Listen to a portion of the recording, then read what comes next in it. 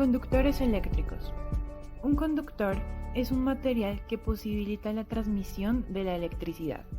Esta capacidad está dada por la escasa resistencia que ejerce ante el movimiento o la circulación de la carga eléctrica, dadas las diferentes propiedades específicas de los mismos. Estos elementos proveen una trayectoria para el flujo de la corriente en las instalaciones eléctricas. Así bien, con los conductores eléctricos se hace la distribución de la energía eléctrica para el control y el consumo de los equipos en las instalaciones. Cabe resaltar que la causa de sus propiedades se puede evidenciar o es fácilmente referenciada en sus átomos, estos caracterizados por la presencia de escasos electrones, lo cual es aquello que permite que la energía se esparza rápidamente de un electrón a otro. Esto significa que poseen la cualidad de transportar la electricidad o mover electrones en su propio medio físico. Como bien se conoce, en un átomo es el orbital más externo el cual se encarga de definir las propiedades eléctricas de un diferente material. Por lo tanto, la estructura atómica de los materiales conductores posee un solo electrón en el orbital más externo, por lo que dicho electrón solo necesita una mínima cantidad de fuerza para ser empujado hacia otro átomo y formar así enlaces. Como bien se decía, la estructura atómica de los conductores eléctricos facilita el movimiento de los electrones a través de estos, con lo cual este tipo de elementos son los que favorecen y posibilitan la transmisión de la electricidad. Así que en resumidas cuentas, referente a la estructura de estos, los materiales conductores conducen electricidad debido a que tienen más facilidad que otros materiales para trasladar de átomo en átomo los electrones. Como se puede detallar, la imagen hace referencia a la estructura atómica del cobre. El cobre es uno de los materiales más utilizados para transporte de corriente eléctrica o de electrones. Por ejemplo, el cobre tiene un número atómico igual a 29. Dispone de un electrón de valencia, un electrón en su última órbita, y este electrón se desplazará al átomo próximo cuando se le aplique un campo eléctrico. Por lo tanto, todos los átomos que forman el cobre disponen de este electrón con la facilidad de desplazamiento. Este electrón también es conocido como electrón libre, y es gracias a él que se produce la corriente eléctrica. Así que si se conoce la composición atómica de los materiales, se puede asimismo saber tanto su resistividad, la cual es la oposición al paso de corriente, como su conductividad igualmente, que es la facilidad para transportar la corriente eléctrica. En relación a los materiales que conducen la electricidad, existen diferentes clases que actúan como conductores eléctricos. Los más eficientes son los metales tales como el cobre, la plata, el hierro, el aluminio y el oro. Sin embargo, algunos de estos materiales que no son metales, como una solución salina o por ejemplo el grafito, también funcionan como conductores eléctricos. Elaborando una clasificación de los diferentes materiales con los cuales se puede conducir electricidad, podemos clasificarlos en tres grupos. Inicialmente, los metálicos. Estos conductores eléctricos actúan de una forma electrónica, ya que se basa en los electrones libres para transportar o portar las cargas. Y justamente esto puede tener lugar porque quienes componen este grupo son los metales y las aleaciones. También podemos detallar los materiales electrolíticos. Estos son aquellos que poseen una conducción de clase iónica. Esto significa que las sustancias deben atravesar una disociación total o parcial para dar lugar a la formación bien sea de iones positivos o negativos, los cuales son los encargados de portar las cargas, y en este caso se da una reacción química y un desplazamiento de la materia al mismo tiempo que ocurre el paso de la corriente. Entre las diferentes características y funciones de un conductor eléctrico, para que un conductor sea tomado como válido debe cumplir con ciertos parámetros y características y asimismo realizar ciertas funciones para que sea detallado como un material apto e idóneo. Entre estas se encuentra que debe tener una buena conductividad a la hora de transportar la energía eléctrica y asimismo conducir la electricidad desde un punto a otro, es decir, debe transmitir electrones a través del cobre o el oro o el diferente material con el cual se esté trabajando, permitiendo que los electrones fluyan a causa de la diferencia de potencial. En estos materiales también se debe detallar una estructura atómica que permita el paso de la corriente, asimismo como núcleos unidos y que presente un equilibrio electrostático. Igualmente deben ser resistentes, es decir, contar con una capa aislante y que sean maleables. Y por último, entre sus funciones, estos deben tener la capacidad de crear campos electromagnéticos apoyándose para tal fin de bobinas y electroimanes y asimismo modificar la tensión al construir diferentes transformadores. Evaluando los componentes de un cable eléctrico, encontramos que este cuenta con 4 principales. Inicialmente, con un conductor, el cual es un elemento que conduce la corriente eléctrica y puede ser de diferentes materiales metálicos. Este puede estar formado bien sea por uno o varios hilos. El aislamiento.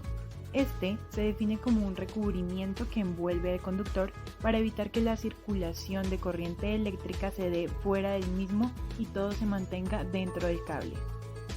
Asimismo, un cable eléctrico también cuenta con una capa de relleno, el cual es un material aislante que envuelve a los conductores para mantener la sección circular del conjunto. Y por último, cuenta con una cubierta. Esta está hecha de materiales que protegen mecánicamente al cable y tienen como función asimismo proteger el aislamiento de los conductores de diferentes factores como lo pueden ser la acción de la temperatura, el sol, la lluvia y demás. La conductividad eléctrica es la propiedad de todo elemento que tiene la facultad de conducir la electricidad. Esta propiedad física se basa en la capacidad de los elementos de conducir la corriente eléctrica a través de ellos mismos.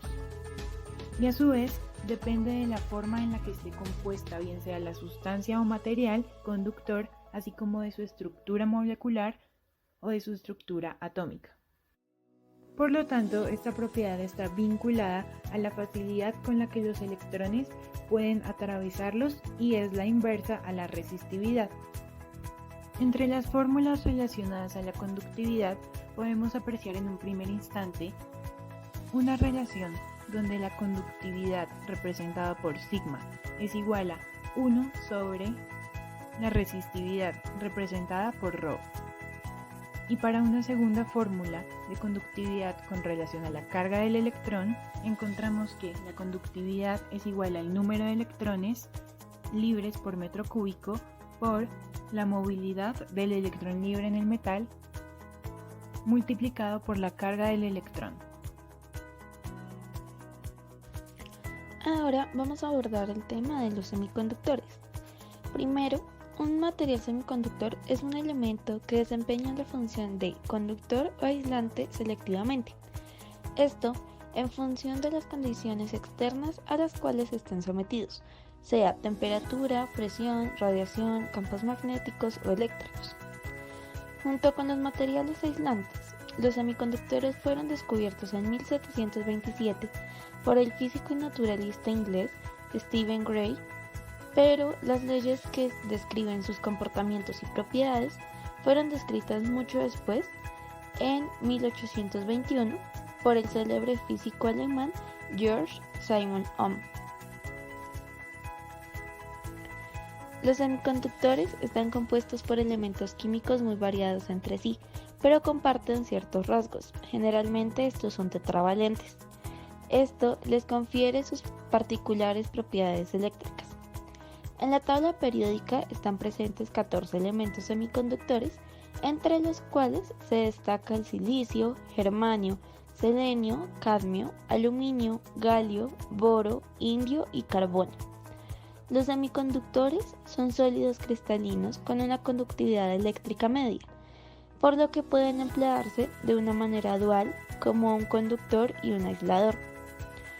Podemos concluir que los semiconductores son compuestos de átomos unidos para formar una estructura uniforme.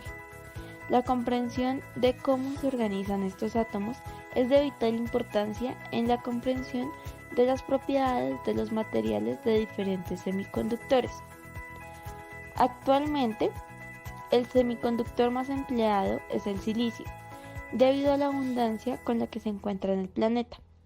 Particularmente se da uso en la industria electrónica y de la computación, por lo cual cada átomo de silicio tiene 4 electrones de valencia que son compartidos y que forman un enlace covalente con los 4 átomos de silicio circundantes. En la actualidad, los semiconductores son elementos que están siendo usados para el desarrollo tecnológico en el ámbito de las telecomunicaciones, sistemas de control y procesamiento de señales, tanto en aplicaciones domésticas como industriales. Los semiconductores son especialmente útiles en la industria de la electrónica, dado que permiten conducir y modular la corriente eléctrica, de acuerdo con los patrones que sean requeridos.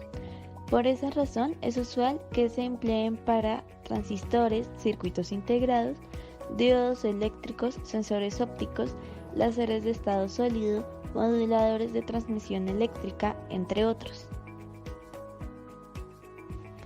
Existen 2 tipos de semiconductores. Esto depende de la respuesta al entorno físico. Primero se encuentran los semiconductores intrínsecos. Están formados por un único tipo de átomos dispuestos en moléculas tetraédricas, o sea, de 4 átomos con valencia de 4, y sus átomos unidos por enlaces covalentes. Esta configuración química impide el movimiento libre de los electrones alrededor de la molécula, excepto ante un aumento de temperatura. Entonces, los electrones toman parte de la energía disponible y de alguna manera puede decirse que saltan, dejando un espacio libre que se traduce como una carga positiva que a su vez atraerá nuevos electrones. Dicho proceso se llama recombinación y la cantidad de calor requerida para ello va a depender del elemento químico del cual se trate. También se tienen los semiconductores extrínsecos, que a la vez se van a dividir en 2. Estos van a permitir un proceso de dopaje, es decir, se permite que se incluya en su configuración atómica algún tipo de impurezas. Dependiendo de estas impurezas, pueden ser pentavalentes o trivalentes. Los materiales semiconductores de este tipo se van a dividir en los semiconductores de tipo N y los semiconductores de tipo P. Como se explicó anteriormente, los semiconductores extrínsecos van a estar divididos en 2. En primer lugar, tenemos los tipo N, o también llamados donadores. En este tipo de materiales, los electrones superan en número a los huecos o portadores de carga libre. Hueco se denomina al espacio de carga positiva. Cuando se aplica una diferencia de potencial al material, los electrones libres se mueven hacia la izquierda del material y los huecos entonces se van a mover hacia el lado derecho.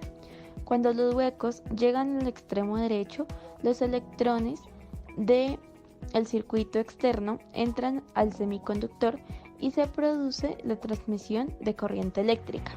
Por otro lado, se tienen los semiconductores de tipo P, también llamados aceptores. En estos materiales, la impureza añadida, en lugar de aumentar los electrones disponibles, aumenta los huecos. Así, se habla de material aceptor añadido, ya que hay mayor demanda de electrones que disponibilidad y cada espacio libre donde debería ir un electrón sirve para facilitar el paso de la corriente. Los semiconductores se caracterizan por su doble funcionalidad, eficiencia energética, diversidad de aplicaciones y bajo costo. Como características, vamos a resumirlas en que los semiconductores van a tener una respuesta, sea conductora o aislante, y esto puede variar dependiendo de la sensibilidad del elemento a la iluminación, campos eléctricos y campos magnéticos del entorno. Si el semiconductor está sometido a una baja temperatura, los electrones se mantendrán unidos en la banda de valencia y por ende no surgirán electrones libres para la circulación de corriente eléctrica. En cambio, Si el semiconductor es expuesto a altas temperaturas, la vibración térmica puede afectar la solidez de los enlaces covalentes de los átomos del elemento, con lo cual quedan electrones libres para la conducción eléctrica.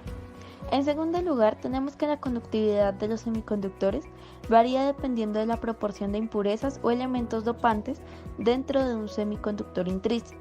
Por ejemplo, si se incluyen 10 átomos de boro en un millón, permitir que se aísle al 100% no van a ser totalmente eficientes, ya que estos van a poseer un límite que podemos denominar como una tensión de ruptura, a partir de la cual la energía puede ser tan intensa que los aislantes no van a poder mantener su condición y por tanto van a transmitir una corriente eléctrica al menos en un cierto grado. Un átomo de un aislante posee 2 o más órbitas, con cada una de ellas completada con la cuota de electrones. Por ejemplo, si tenemos un átomo que tiene un núcleo de 10 protones, tendrá 10 electrones. En la primera capa tendrá 2 electrones y en la segunda 8. Como la segunda órbita está completa, es muy difícil desalojar un electrón fuera del átomo. La diferencia importante entre conductores y aislantes es que en un conductor hay 1 o 2 átomos en la capa externa, por lo tanto no van a estar ligados con fuerza al núcleo, mientras que los aislantes tienen su última órbita completa o casi completa. Ahora vamos a ejemplificar por medio de algunos materiales los aislantes. En primer lugar vamos a tener el silicato. Este puede venir presentado como un silicato alumínico, que es como un tipo de porcelana dura, o un silicato magnésico, que viene como una estearita o forsterita. En el primer caso, para un silicato alumínico, es un buen soporte para los conductores de caldeo. También se tiene la arcilla expandida. Esta se obtiene a partir de la arcilla natural y se utiliza como un agregado en morteros y hormigones, mejorando así la capacidad aislante en los diferentes sectores de la construcción, esto a la hora de ejecutar los planos eléctricos. También se encuentra el vidrio. Este es un aislante de corta y mediana tensión. Tiene una gran ventaja y es que no absorbe humedad, pero va a estar propenso a golpes y rupturas. Ahora presentamos el plástico, que hoy en día es uno de los materiales más usados, bien sea que se utilice como una celulosa o en un efecto más acabado. Siempre obtiene un beneficio satisfactorio y es de gran utilidad, por ejemplo, cuando vemos la cobertura que tienen los cables. Seguido, observamos el asbesto. Todavía es aplicable en algunos espacios, sin embargo, se ha reducido considerablemente su uso debido a la peligrosidad que existe frente a la salud humana. Por último, existe la cerámica. Este elemento es utilizado en plaquetas y placas electrónicas y es muy eficiente en la conservación del sistema eléctrico en situaciones de sobrecargas de energía. Ahora, para finalizar, vamos a hablar acerca de las ventajas de los aislantes. En primer lugar, van a contribuir significativamente con el ahorro de energía, ya que estos van a tener la capacidad de mejorar todo el funcionamiento del sistema eléctrico. También van a brindar gran seguridad en situaciones de fuego, llamas o cortocircuito, ya que son resistentes al paso de alto voltaje de energía y también nos van a ser útiles al servir como una barrera de protección entre la corriente y posibles factores de humedad que pueden producir fallas dentro del circuito.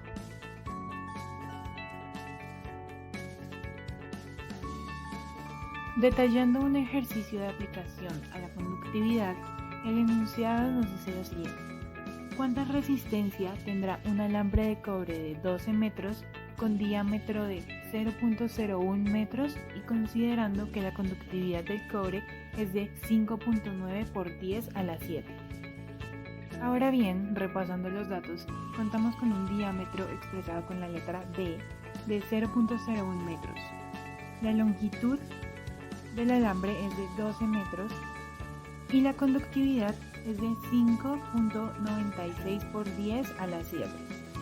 La fórmula para hallar la resistencia es resistencia expresada con la letra R mayúscula es igual a la resistividad por la longitud sobre el área transversal. Y otra fórmula de interés en relación al área transversal es que el área transversal es igual a pi por r a la 2, siendo r el radio. Como bien el ejercicio nos da el dato de conductividad y para la fórmula de resistencia es necesario emplear la resistividad, se tiene que la conductividad es igual a 1 sobre la resistividad. Despejando de esa fórmula la resistividad, obtenemos que la resistividad es igual a 1 sobre sigma, que es la conductancia. Y operando los correspondientes datos, obtenemos que la resistividad es de 1.68 por 10 a la menos 8, esto expresado en ohms por metro. Ya contando con los datos necesarios para completar la fórmula de resistencia, se reemplazan dichos valores obteniendo que R es igual a 1.68 por 10 a la menos 8 ohms por metro por 12 metros sobre pi por 0.005 metros alados. Este último dato considerando que R, que es el radio, es la mitad del diámetro. Y operando se obtiene que la resistencia, para este caso el alambre de cobre, es de 0.0026 ohms. De lo cual se puede concluir que como el problema planteaba un alambre de cobre como material, este cuenta con una alta conductividad, por lo tanto el resultado de la resistencia es bajo. Continuando con otro ejercicio, en el cual en el enunciado nos dicen que un conductor de 30 metros de largo y 20 ohms de resistencia tiene una resistividad de 2.63 por 10 a la menos 8 ohm por metro. Y nos preguntan cuál es el diámetro de dicho conductor. Ahora, solucionando, vamos a tener nuestra fórmula base en la cual la resistencia va a ser igual a la resistividad por la longitud sobre el área transversal, como se expresó anteriormente. Sin embargo, en este ejercicio vamos a despejar el área, por lo cual la fórmula nos quedaría como área igual a resistividad por la longitud sobre la resistencia. Ahora, tenemos los datos de la longitud del conductor, la resistividad y el valor de la resistencia, por lo cual lo único que nos queda es reemplazar los datos en la fórmula que despejamos anteriormente, por lo cual vamos a tener que el área va a ser igual a 2.63 por 10 a la 8 ohmios metro por 30 metros sobre 20 ohmios, por lo cual vamos a tener un área de 3.945 por 10 a la menos 8 metros cuadrados, y esta sería el área de nuestro conductor. Sin embargo, vamos a hallar el diámetro. El diámetro lo podemos hallar por la fórmula del área, en la cual nos dice que pi por diámetro al cuadrado sobre 4. Ahora vamos a despejar la d de la fórmula, ya que tenemos el área, por lo cual vamos a tener que d va a ser igual a la raíz de 4 por el área sobre pi. Y si sustituimos los datos, vamos a obtener un resultado de 2.24 por 10 a la menos 4, por lo cual esto sería el resultado de nuestro diámetro.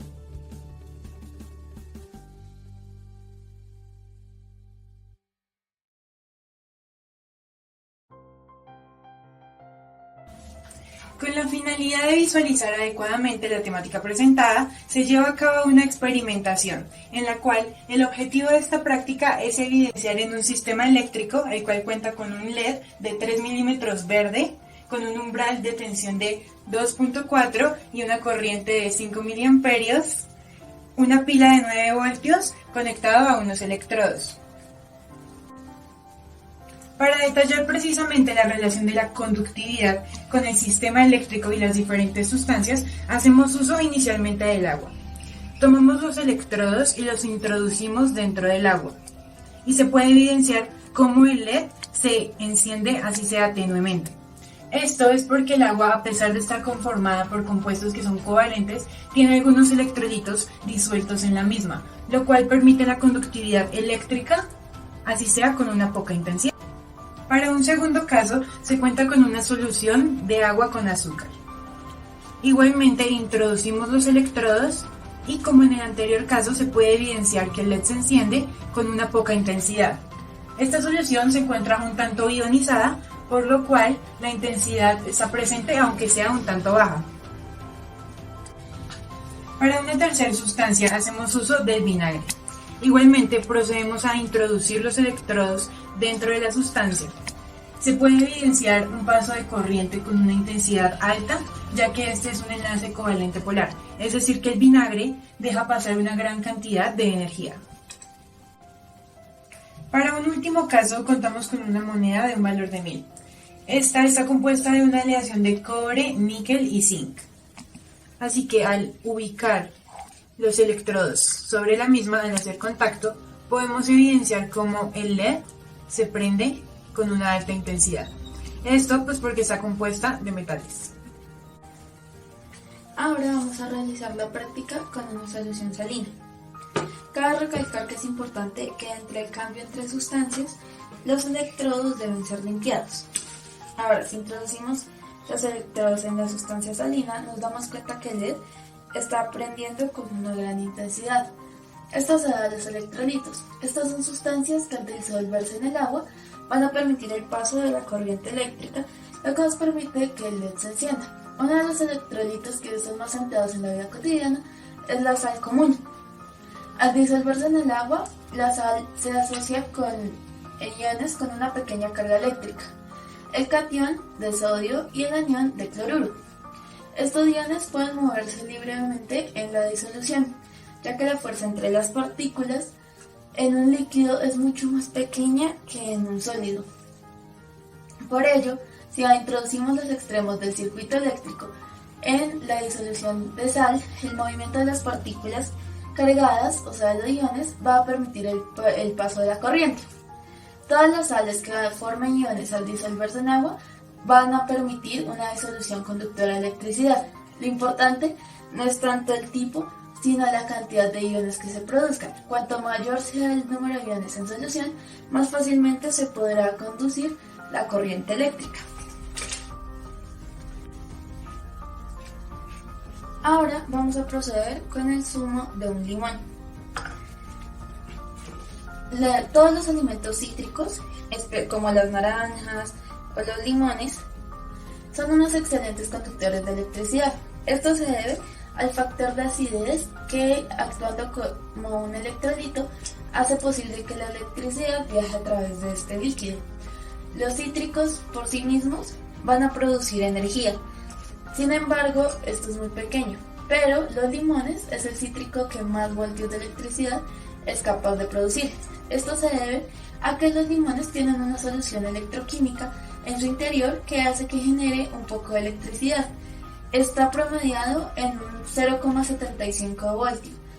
Esto, si quisiéramos hacerlo con limón sin la batería, necesitaríamos aproximadamente de unos 4 o 5 limones para encender este LED. Ahora continuaremos nuestra práctica con un trozo de madera. La madera y demás materiales con característica celulósica son malos conductores, debido a que estos cuerpos tienen una escasez de electrones libres que son los responsables de una fácil transmisión de esta forma de energía, lo contrario que puede ocurrir en metales o en otros materiales que hemos visto anteriormente. Y también debido a que la madera y sus productos derivados son cuerpos porosos y por consiguiente su amplitud conductora tiene un valor intermedio entre los componentes sólidos y los del aire contenido en los poros. Por tanto, podemos deducir que cuando el LED no se prende la madera no va a ser un material conductor. Sin embargo, puede haber algunos casos en el que el agua sí tiene una propiedad de conductor, como lo vimos anteriormente. Por lo tanto, si en la estructura interna de la madera hay cierto nivel de humedad, puede ser posible conducir un poco de electricidad, sin embargo, no es un caso común. Por último, vamos a realizar la práctica con una solución con bicarbonato de sodio. Esta es un compuesto sólido cristalino de color blanco, como lo podemos evidenciar acá, y es soluble en agua. El bicarbonato de sodio en forma sólida, como se encuentra acá, no nos va a permitir la conducción de electricidad ni de energía, pero si lo hacemos en una solución acuosa, donde el bicarbonato va a disociar en forma de iones, como lo vimos anteriormente con la solución salina, va a permitir que las sales se hidrolicen y esto va a formar electrolitos, lo cual nos va a permitir la conducción, por tanto el LED va a encender.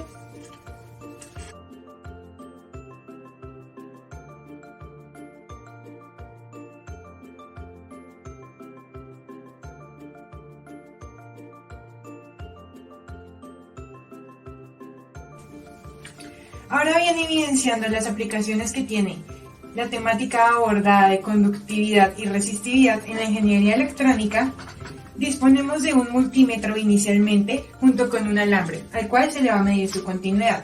Probar la continuidad en un alambre es idóneo al momento de trabajar con diferentes componentes electrónicos.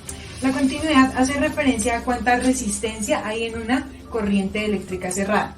Este es un elemento importante de verificar con un multímetro debido a que una mala continuidad puede causar incendios, descargas eléctricas o daños en dispositivos electrónicos.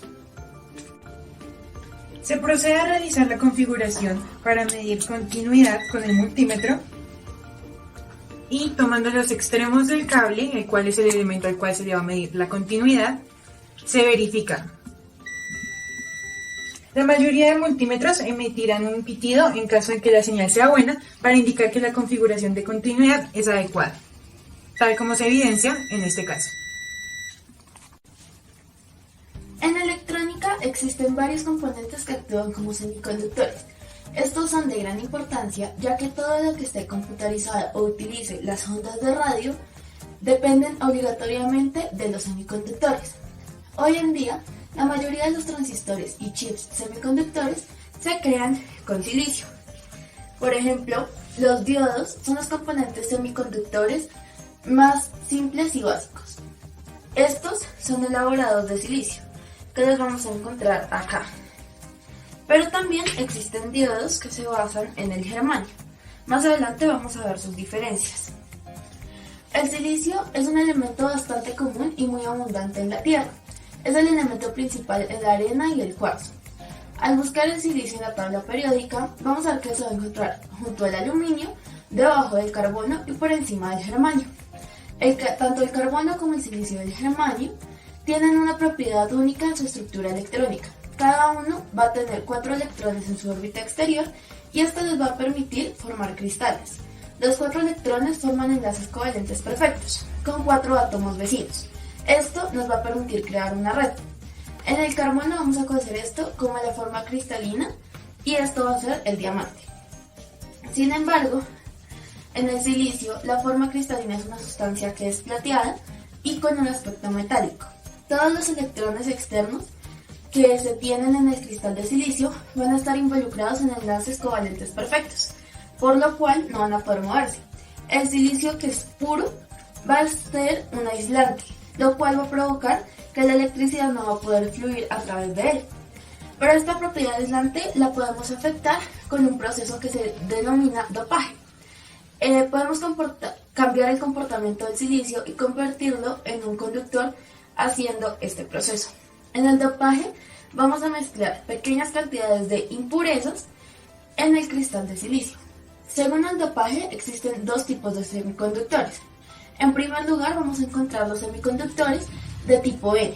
Para el dopaje de tipo N se agrega fósforo o arsénico en pequeñas cantidades, lo que le va a permitir que sea un semiconductor. En el dopaje de tipo N, el dopante que se usa es el boro o el galio. En cuanto al funcionamiento de los diodos, vamos a encontrar que es un componente electrónico que va a bloquear el paso de la corriente en una dirección mientras que fluye en la otra dirección. Por algo los diodos van a estar marcados o denominados con una cabeza y una cola, que van a estar marcados de esta manera en los diodos, y esto va a permitir que se use como rectificador o protección. Los dispositivos que usan baterías tienen que contener diodos para proteger el dispositivo de una polarización incorrecta. Lo único que va a hacer el diodo es bloquear la corriente para que no salga de la batería si ésta se invierte.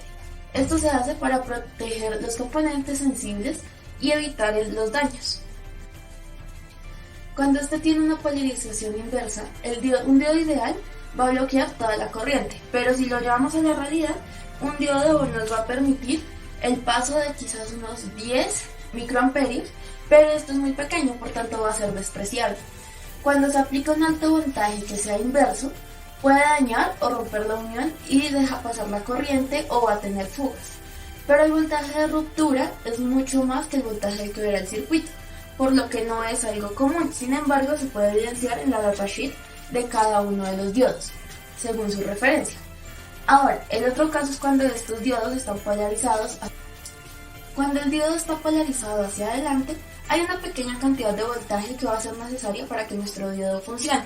En el caso de los diodos de silicio, va a ser de 0.7 voltios, mientras que si utilizamos diodos de germanio, vamos a necesitar de 0.3 voltios aproximadamente. Este voltaje va a ser necesario para iniciar el proceso de funcionamiento de nuestro diodo. Ahora vamos a abordar la temática de los transistores. Al hacer referencia a un transistor, se hace alusión a un tipo de dispositivo electrónico semiconductor con la capacidad de modificar una señal eléctrica de salida como respuesta a una entrada. Esto nos va a permitir utilizarlo como amplificador, conmutador, oscilador o como rectificador de la misma. Los transistores operan sobre un flujo de corriente, operando como amplificadores. Esto quiere decir que reciben una señal débil y generan una fuerte. O también pueden servir como interruptores, donde reciben una señal y le cortan el paso a esta misma. Esto ocurre dependiendo de cuál de las tres posiciones ocupa un transistor en un determinado momento de las zonas o estados del trabajo de los transistores. Estas son activa, corte y saturación. En la zona activa se permite el paso de un nivel de corriente variable. En la zona de corte no va a dejar pasar la corriente eléctrica. Y por último, en el estado de saturación, deja pasar todo el caudal de corriente eléctrica. Esto quiere decir la corriente máxima. En este sentido, el transistor funciona como una llave de paso. Es decir, se entiende así que el transistor opera como un modo de controlar la cantidad de electricidad que pasa en determinado momento, permitiendo así la construcción de relaciones lógicas de interconexión. Suelen estar fabricados de cristal de silicio, donde se intercalan las capas de semiconductor de tipo N y P. Cuentan con tres patillas que se llaman emisor, base y colector. Cuando le llega una corriente muy pequeña por la base, tenemos una corriente entre el colector y el emisor, que será mayor que la corriente por la base.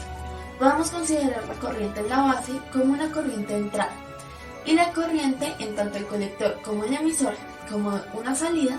Entonces, cuando le llega una corriente muy pequeña de entrada por la base, obtenemos una corriente mucho mayor de salida entre el colector y el emisor.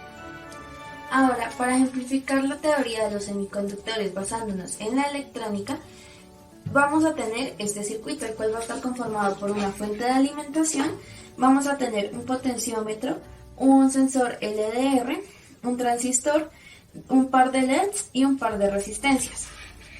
En primer lugar, vamos a aclarar que un LED se va a comportar como un diodo, sin embargo, van a tener un umbral de voltaje dependiendo de su color y de su tamaño. Por ejemplo, vamos a tener dos LED de color rojo. Sin embargo, el de este lado va a ser un LED de 5 milímetros y este es un LED de 3 milímetros.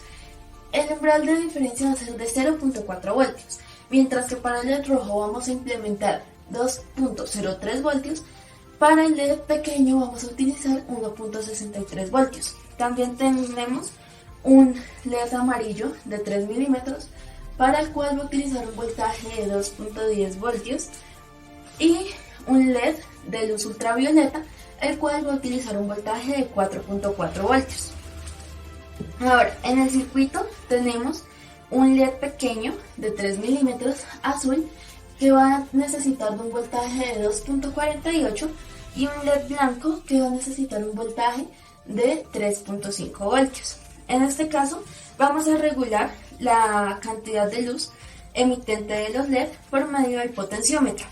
Este va a permitir que regulemos la cantidad emitida, a la vez que tenemos un sensor LDR que va a estar conectado a la base, por lo cual si le tapamos la emisión de luz al sensor, Los LED también van a tener una variación en la cantidad de luz que van a emitir.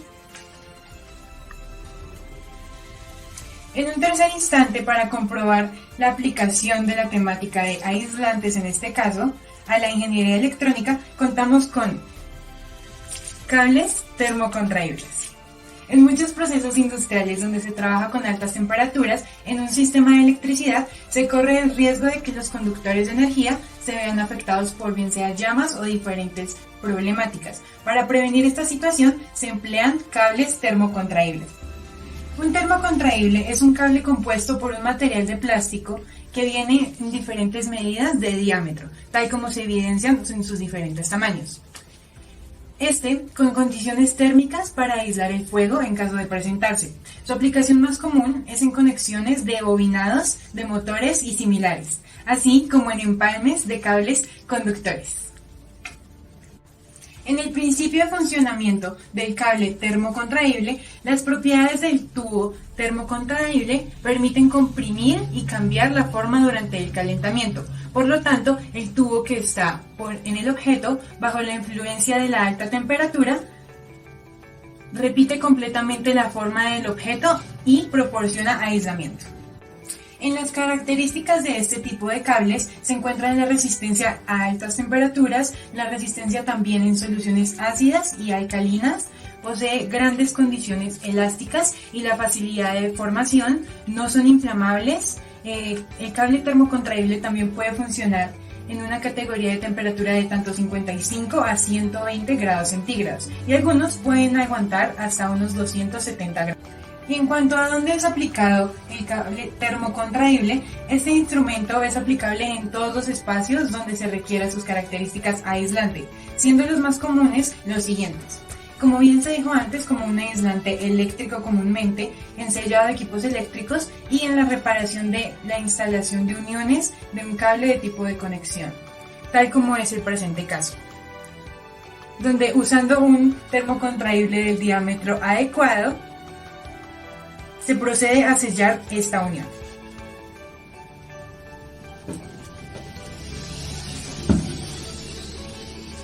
Pasándolo por los extremos, se procede a ubicarlo justo en el punto en el cual se quiere sellar la unión y haciendo uso de un factor de calor, se procede a pasarlo, ya que con sus propiedades contraíbles va a generar el sellado idóneo.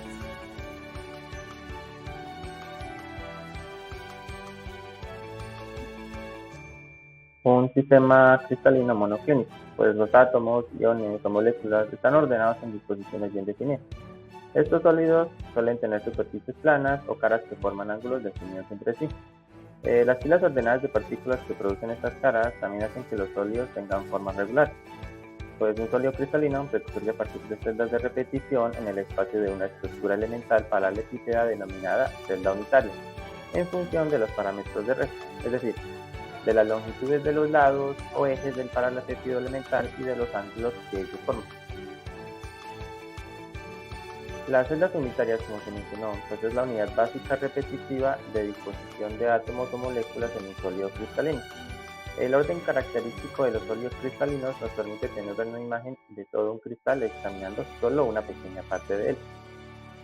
Podemos imaginar que el sólido se forma apilando bloques de construcción idénticos, así como una pared de tabiques se forma apilando tabiques individuales idénticos. Como se puede ver, esta es una celda unitaria de todo esto. Y pues esta sería de esta parte.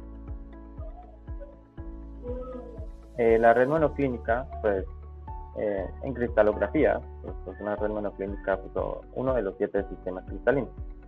Este consta de un eje binario, un plano perpendicular a este y un centro de inversión. La denotación de la red monoclínica es 2 a la n. Un sistema cristalino queda descrito por 3 vectores. El cristal se describe mediante vectores de longitud, al igual que el sistema ortorrómbico, pero estamos hablando del monoclínico. Queda descrito por 3 vectores. 2 son perpendiculares, mientras que el tercero forma un ángulo distinto a 90 grados con los otros. Podemos ver que en la denotación podemos observar el lado A, el lado B y el lado C. Y pues sabemos que el lado A, B y C pues son diferentes entre sí.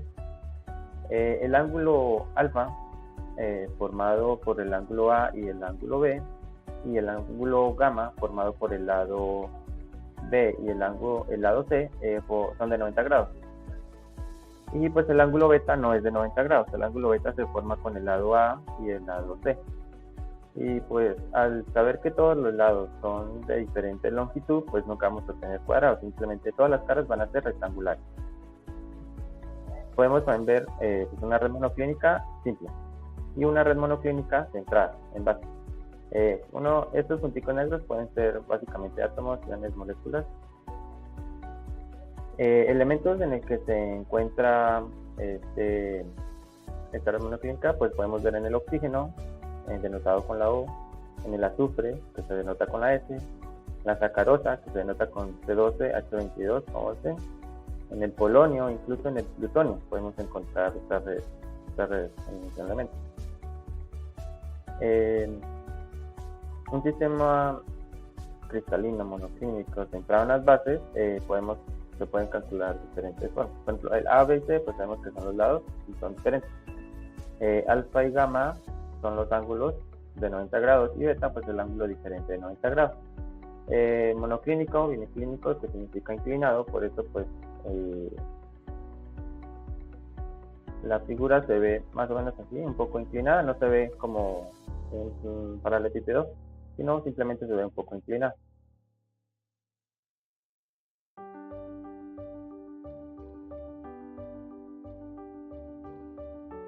El volumen de la celda unitaria pues se calcula multiplicando todos sus lados por el seno de todos sus ángulos, pero pues como sabemos que el seno de 90 es igual a 1, pues simplemente no se pone el ángulo alfa y el ángulo gamma, se pone el ángulo beta, entonces A, B, C por el seno de beta. Para calcular el número de datos por celda unitaria, pues será un átomo sobre 8 celdas unitarias por 8, pues más un átomo sobre 2 celdas unitarias.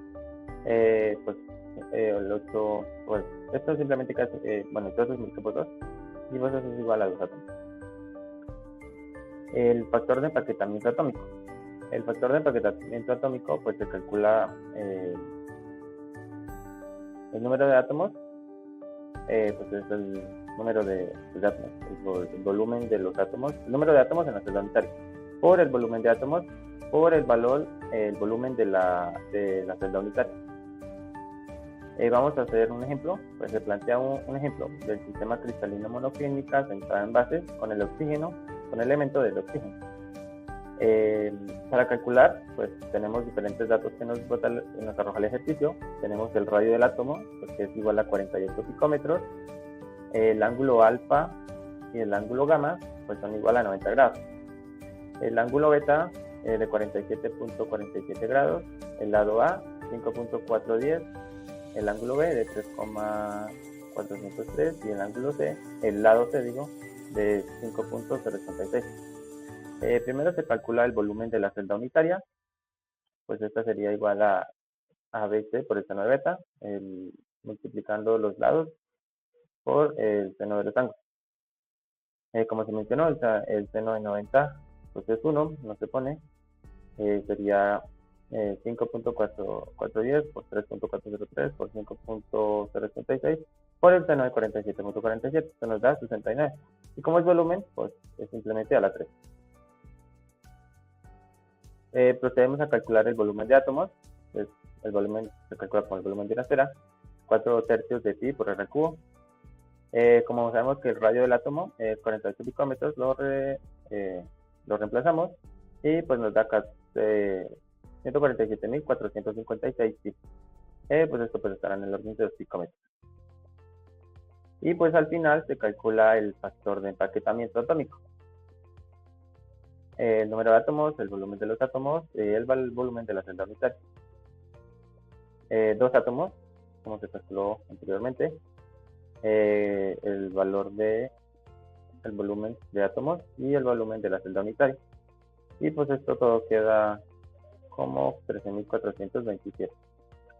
No olvidar que pues, el factor de empaquetamiento pues, es la fracción de volumen en una celda unitaria. Para una celda unitaria que es ocupada por átomos.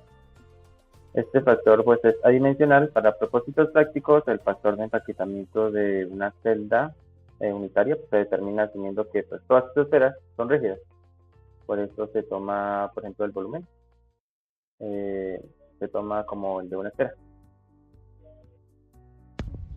Para nuestro ejercicio de aplicación, este nos dice que a la temperatura de transición de 95,4 grados centígrados, el calor de transición del azufre rómbico a monoclínico es de 0,09 kilocalorías por mol. ¿Cuál sería la entropía de transición? Teniendo esto, podemos ejemplificar nuestra transición de rómbico a monoclínico como S sub 0. Partiendo de esto, pues vamos a hacer nuestro paso de temperatura en grados centígrados a grados Kelvin, que de 95,4 grados centígrados le sumamos los 273,15 y esto nos da 368,5 grados Kelvin, 365 Kelvin.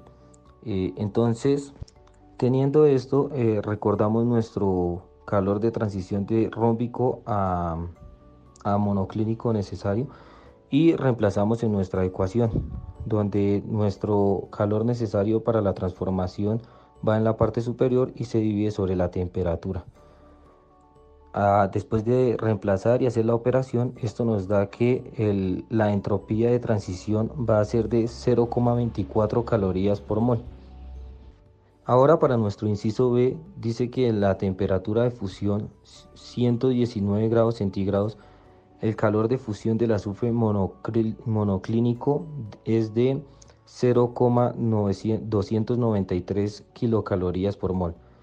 Nos piden calcular la entropía de fusión, para lo cual volvemos a convertir nuestra temperatura inicial a Kelvin y nuestros datos de temperatura de fusión necesaria del azufre monoclínico. Reemplazamos nuestros valores en la fórmula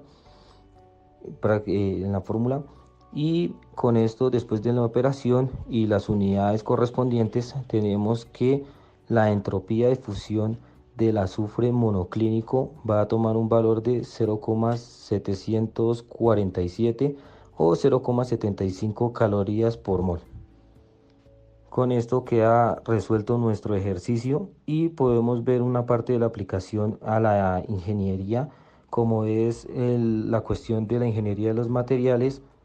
Pues mediante estos cálculos y las estructuras cristalinas podemos determinar la resistividad y las propiedades que se acoplen más a nuestra área para nosotros de ingeniería electrónica, como lo pueden ser los materiales semiconductores, conductores y aislantes.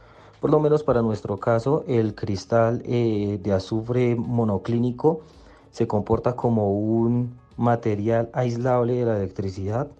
Por eso se tomó el ejemplo para nuestro acople al uso en la ingeniería electrónica.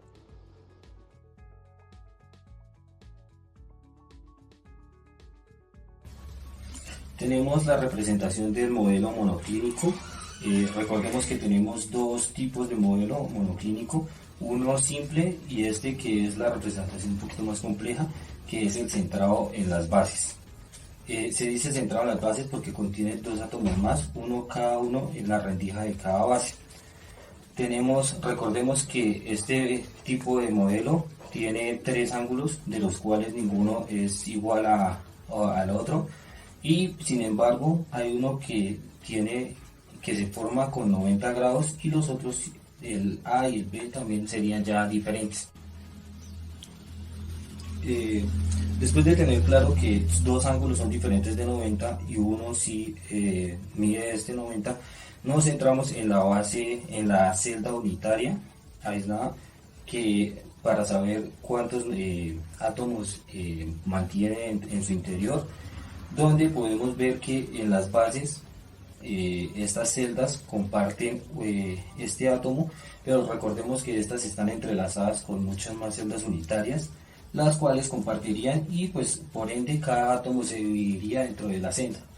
Por ende, los átomos que están tanto arriba como abajo se dividen por mitad y los de los nodos de los extremos van a dividirse prácticamente en un octavo, y al ser 8 estos sumados van a sumar 1, que sumado con las dos mitades de las dos bases van a sumar 2 para dos átomos, que son los que van a estar contenidos en la celda unitaria de monoclínica con base centrada, mientras que en la monoclínica simple solo va a constar de un átomo interno, ya que solo va a ser la unión de los átomos que están a los extremos de cada celda.